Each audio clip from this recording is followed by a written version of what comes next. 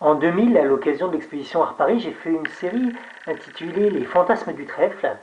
Donc là, on peut voir la grille des fantasmes avec à gauche sodomie, fellation, pénétration, cunnilingus, en haut le lieu, laisser-faire, exhibition, bref, un tableau où se croisent des choses avec la fréquence, la possibilité, les endroits, le oui, le non.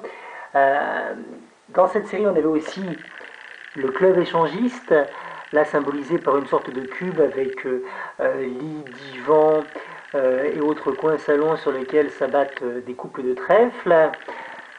On avait le fantasme qu'on pouvait acheter de manière un peu particulière.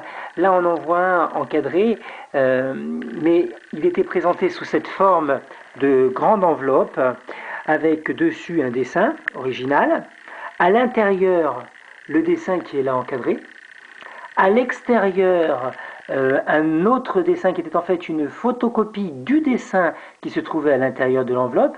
Sur cette photocopie était écrite une phrase, par exemple, comme celle-ci: cette photocopie de l'original est un original, puisqu'elle était d'abord écrite, tamponnée de manière originale, signée.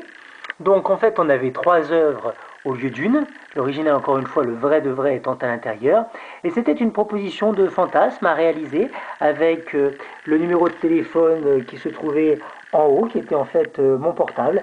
Donc selon les fantasmes que l'on trouvait dans les enveloppes, on avait diverses possibilités qui allaient, comme celui-ci, de la possibilité de se baigner dans les bains de Saint-Paul-le-Marais à Paris, des bains mixtes un petit peu particuliers, à des exhibitions en parking ou autre chose beaucoup plus avancées sexuellement.